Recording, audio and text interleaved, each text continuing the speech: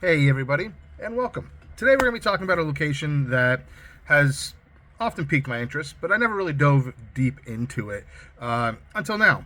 I'm reading a book that takes place in this location, and it's one that starts off as kind of is this going to be a thriller or is this going to be a ghost story? It's turning into a ghost story, and rightfully so.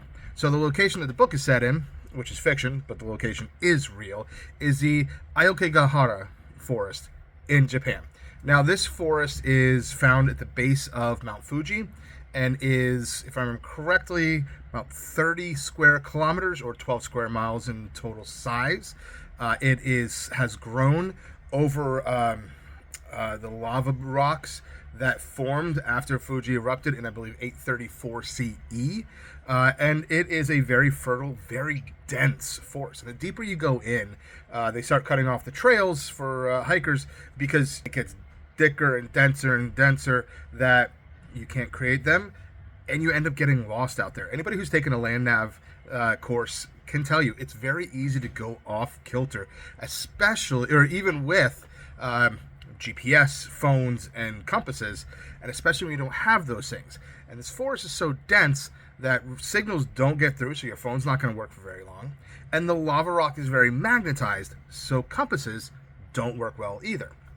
Now, you've probably all heard of this forest before. You may not just recognize the name. This is a known and the urban legend of this is the unaliving forest, where Japanese people in high volumes tend to go and commit that act every year.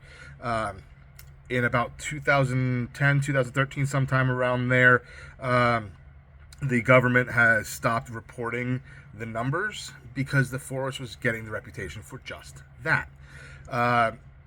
In 2003, it hit about 100 found individuals, and then a couple years later, it was actually in the 50s, but they said about 100 to 200 had tried.